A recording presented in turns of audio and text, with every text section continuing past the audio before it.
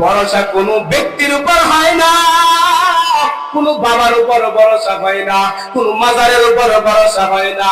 ভরসা করতে হবে ইমানদার ব্যক্তি। ওয়া আলা রাব্বিহিম ইয়াতাওয়াক্কালুন, ভরসা করবে ইমানদার ব্যক্তি একমাত্র কার উপর? জোরে বলেন, আরো জোরে বলেন, কার উপর? এখন দেখা যায় মানুষ ভরসা করে বাবার উপর, মাজারের উপর। ছেলে দেওয়ার ক্ষমতা মাজারের, ছেলে দেওয়ার ক্ষমতা বাবার আছে না নাই? আরো জোরে বলেন, আছে না নাই? মাজারের কাছে গিয়ে ছেলে চাই মেয়ে চাই এমন লোক আছে না নাই?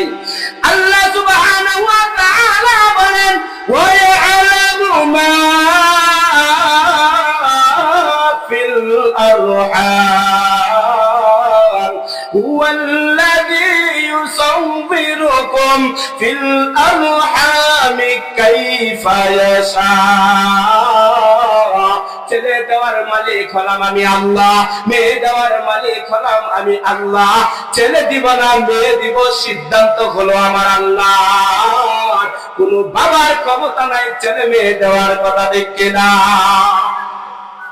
আজকে দেখা যায় সমাজের মধ্যে এই ঈমানকে হারাম করার জন্য বহু লোক বের হয়ে গেছে। ইহুদি খ্রিস্টানরা তারা ষড়যন্ত্র চক্রান্ত করতেছেন।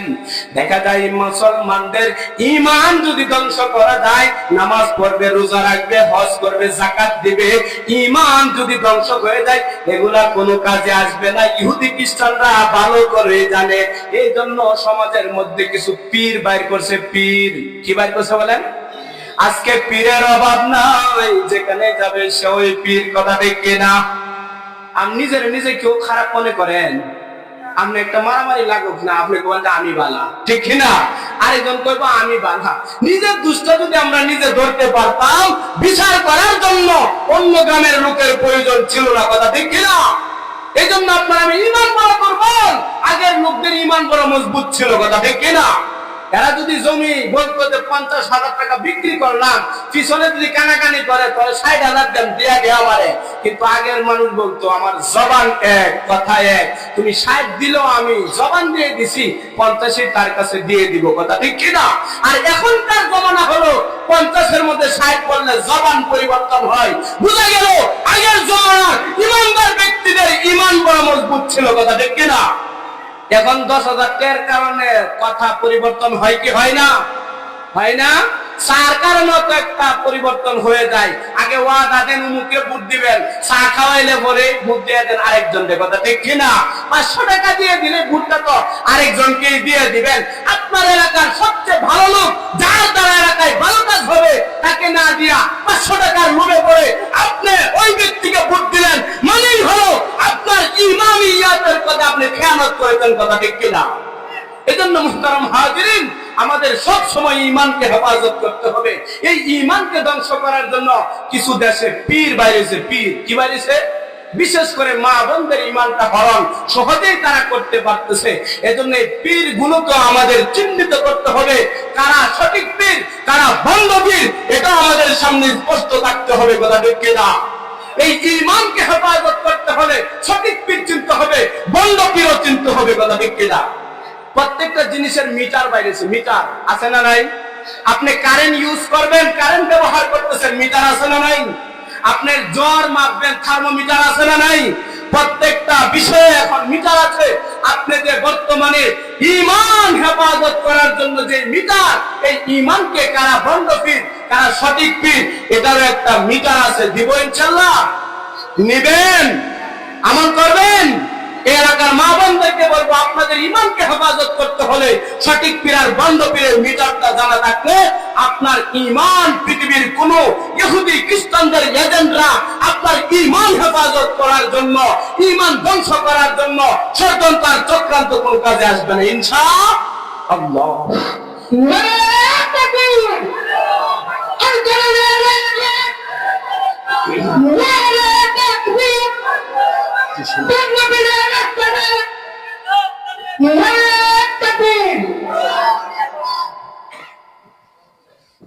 এজন্য মুহতারাম হাজিরিন, ঈমান ভণ্ড পীর আর সঠিক পীর চিনার জন্য আলামত হলো চারটা। কয়টা বলেন?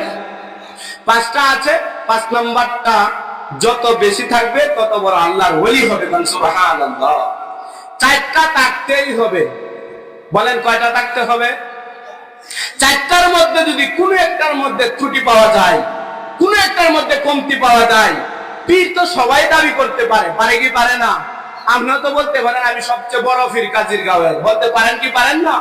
আমি এই 1400 ইউনিয়নের সবচেয়ে বড় পীর দাবি করলে কি টাকা পয়সা লাগে? কিন্তু এই চারটা গুণ যদি পাওয়া যায় তাহলে হবেন আপনি সঠিক পীর। আর চারটা গুণ যদি না পাওয়া যায় স্পষ্ট হয়ে যাবে আপনি ভণ্ড পীর। কথা ঠিক কিনা? আপনি চরমনায় পীর সাহেব আছেন, আল্লামা আহমদ শফি রহমাতুল্লাহ আলাইহি আছেন, আরো যত হক্কানি পীর আছেন তাদের সাথে মিলাইবেন। পারবেন না ইনশাআল্লাহ? যদি দেখেন যে এই চারটা গুণ তাদের মধ্যে আছে তাহলে চরমনায় পীরও সঠিক পীর। চারটা গুণ যদি না থাকে, এখন যত পীরের দাবি করুক, 4 গুণ না থাকলে সরাসরি ভণ্ড পীর। বলতে পারবেন তো ইনশাআল্লাহ? এদের থেকে বাইচা থাকবেন। 1 নাম্বার শর্টকাট বলতেছি। 1 নাম্বার, যিনি পীর দাবি করবেন সর্বপ্রথম গুণ হলো সমস্ত গুনাহ থেকে বাইচা থাকতে হবে। 1 নাম্বার কি বলেন? সমস্ত গুনাহ থেকে বাইচা থাকতে হবে। 2 নাম্বার, যিনি পীর দাবি করবেন উনি সমস্ত ফরজ বিধিবিধানগুলো পালন করবেন। সমস্ত ফরজ বিধান কি করবেন? পালন করবেন। নামাজ ফরজ না সুন্নাত? রোজা ফরজ না সুন্নাত? যাকাত ফরজ না সুন্নাত? কাদের উপর? যাদের টাকা আছে তারা যাকাত দিবে। হজ যাদের টাকা আছে তাদের উপর ফরজ, যাদের টাকা নাই তাদের উপর হজ করা কি নাই? হজ আর যাকাত টাকার সাথে সম্পর্ক। কথা ঠিক আছে কি না? এগুলা ফরজ বিধান। ঠিক তদ্রুপ ভাবে পর্দা করা সুন্নাত।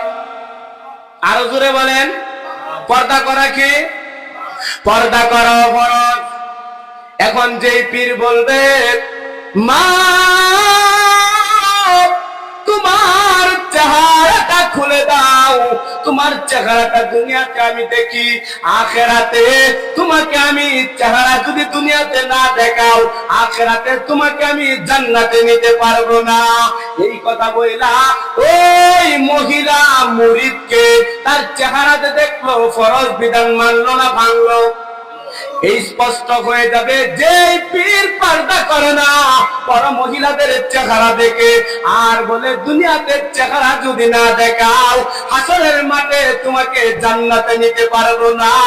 স্পষ্ট হয়ে যাবে পর্দা যেহেতু করা ফরজ, যে পীর পর্দা করবে না সুস্পষ্ট বোঝা যাবে পীর ভণ্ড পীর।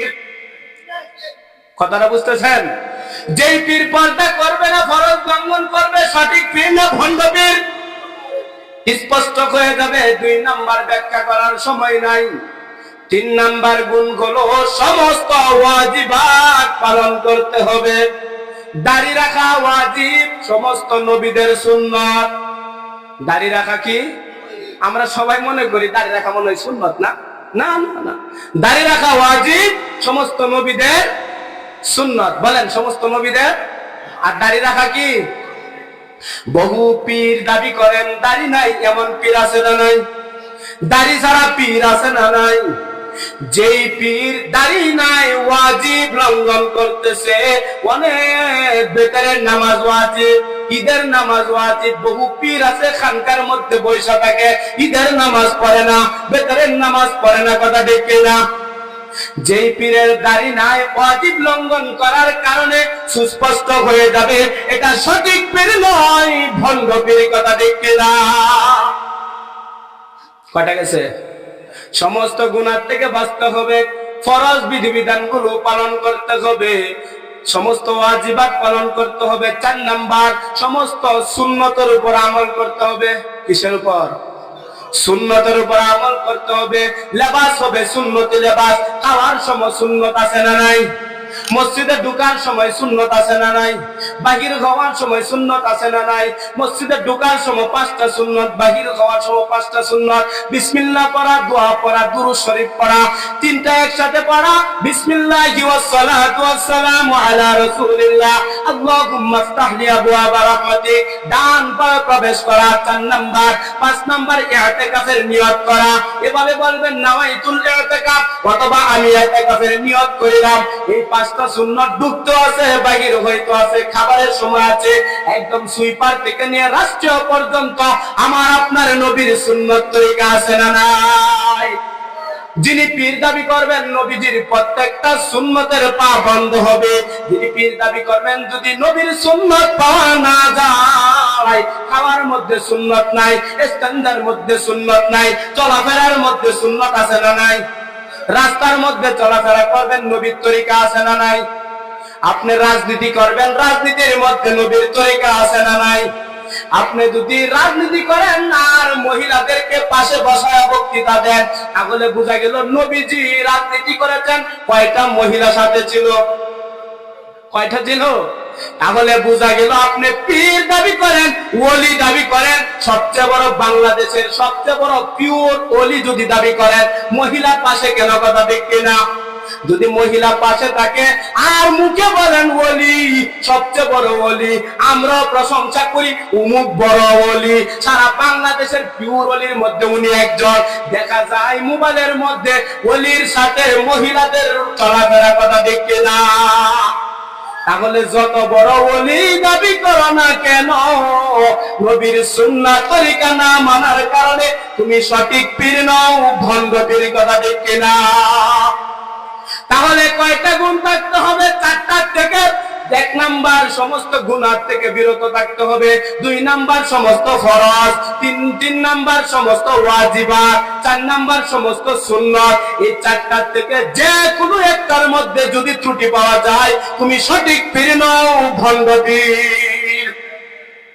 5 নাম্বারটা হলো যত তাহাজ্জুদ পড়বেন, যত নওয়াফিল পড়বেন, যত তাহাজ্জুদ পড়বেন, যত কোরআন তেলাওয়াত করবেন, যত আল্লাহ পাকের জিকির করবেন, তত বড় আল্লাহর ওলি হয়ে যাবেন। সুবহানাল্লাহ।